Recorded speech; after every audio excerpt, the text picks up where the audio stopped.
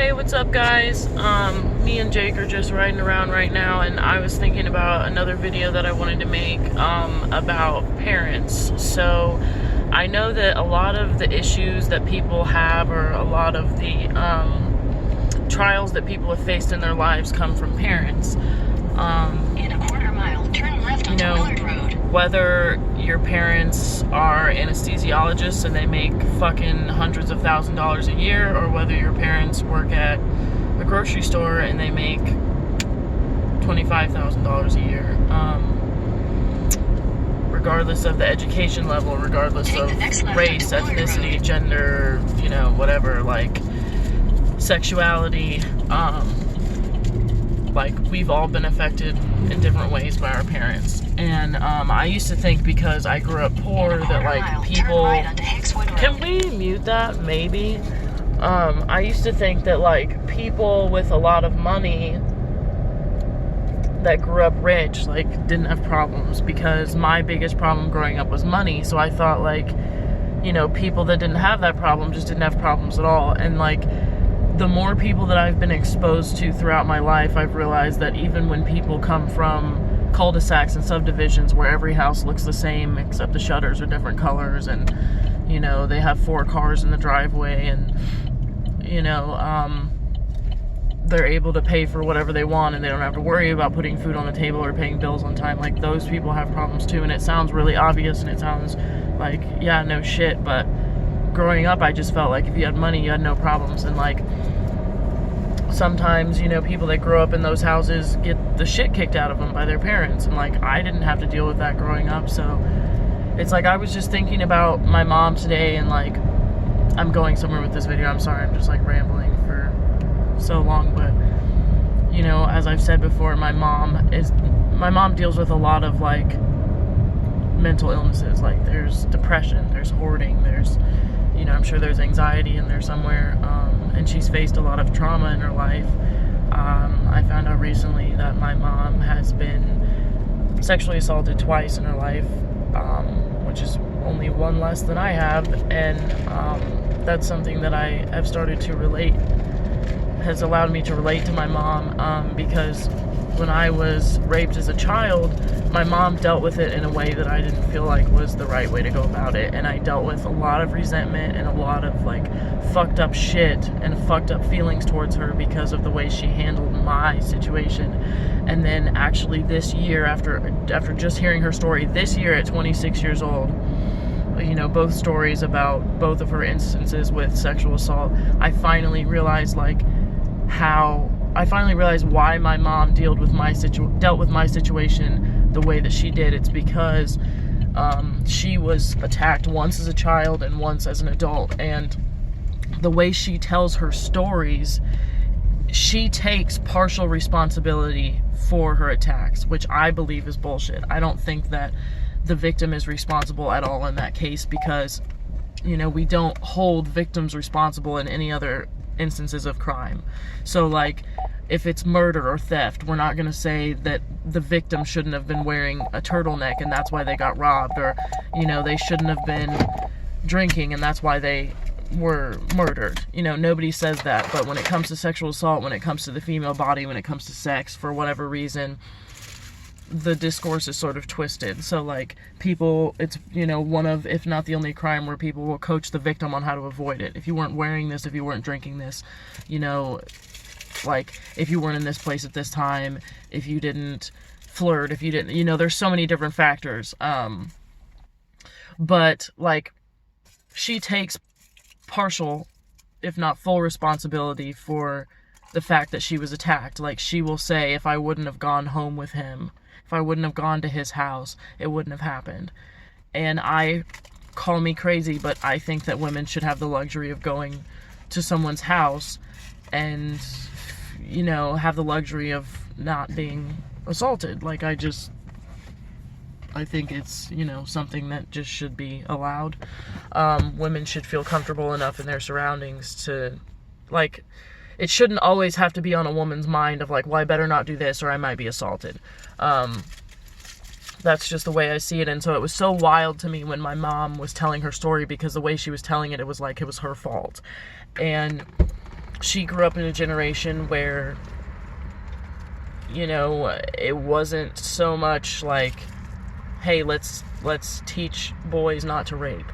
It was like the role that women played in the generation that she grew up in was wildly different from the role that women play in the generation that I'm, you know, growing up in and am experiencing now. So we have totally different views on her attacks. And I finally realized why she dealt with my situation the way she did, because when I was a child, she didn't press charges, because it was partially because it was a family member, but just the way she handled it, just, you know, it was like, it wasn't a big deal. Basically, was the vibe that I felt like growing up. After I told my family what happened, you know, the way it was handled, it was just kind of like I was making a big deal out of nothing. And, you know, she never told her parents. So that coincides with like how she dealt with my situation. And then when I was an adult and I told her about it the second time it happened, she you know, asked me how much I had to drink, and she told me, you know, this is why I want you to stop drinking. And it was like very hurtful at the time, extremely like detrimental at the time. And I had a lot of resentment because of that, because it's like, who the fuck asked their kid how much they had to drink after their kid tells them that they were raped? But after hearing her story, like I said, I finally realized, like, because she looked at her own situations in a certain way, she only knew her perspective on things. And so people only know what they know. They only have the tools that they have, and they just try to do the best that they can. And that actually, hearing my mom's story has helped me to begin to forgive my mom for the role that she played in you know, my attacks. And I guess I wanted to make this video because I know that so many people have resentments towards their parents for various different things, whether it was domestic abuse, whether it was sexual abuse, whether it was verbal abuse, whether it was just, you know, not handling a situation the way that the child felt like it should be handled. We all have trauma from our parents. And even if it was just financial struggle, you know, even if like you were never abused in any way by your parents and it was just you were broke, or maybe you had so much money that your parents were working all the time and you were raised by a nanny and you feel like you were neglected. You know, everybody has something. But I guess I wanted to make this video to just encourage you all to like try and remember that, like, even though they're our parents, like, they're people, they're individuals. Like, their lives may revolve around us now, but we weren't always a thought in their minds. They were 18 at one time and had no idea when they were going to have kids. They didn't know if they were going to have kids. They didn't know who they were going to marry. They were just trying to figure it out, just like we all are now. And I think when you start to think of your parents as like I've started to think of my mom as a woman instead of like my mom. And, you know, I used to be pissed because she had me with my dad, and my dad's a piece of shit. And I was like, how could you choose that man to have children with? But now that I'm a woman and I see my mom as a woman, I understand that, like, sometimes you fall in love with people that are bad for you.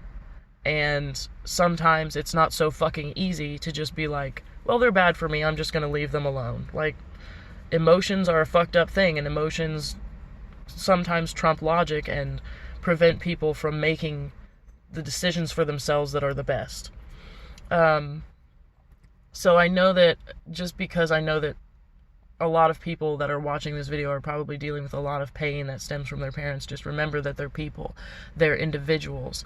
They have their own stories, and there are reasons why they do the things they do. And if you try to figure out why they do the things they do, and if you sit down and talk to them and try to hear some of their stories, it will give you a different perspective, and it might help you to be able to heal and begin the process of healing and begin the process of forgiving them for whatever you feel that they've done to you.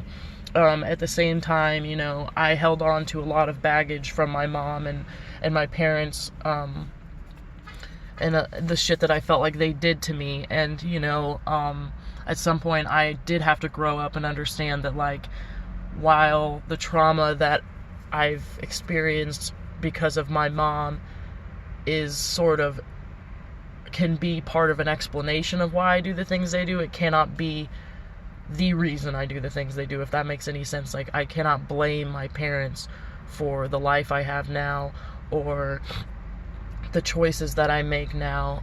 I can use that as like, well, you know, my worldview is partially warped because of this, but this is not why I did this, because there are people that have been through fucked up shit that don't make the mistakes that I've made. You know, they don't struggle with addiction. They don't, you know, they don't make the choices that I've made and make the mistakes that I've made. And so, you know, people from the exact same situation. So you can't use your parents and the trauma that you've experienced as sort of a crutch to hold on to and be like, well, I was mistreated, so this is, you know, I'm making excuses for why I'm behaving the way I'm behaving. Like, you still have to own your life and live your truth and own every single, like, choice that you make. But I just wanted to share that with you guys because it's something that's helped me sort of get over, like,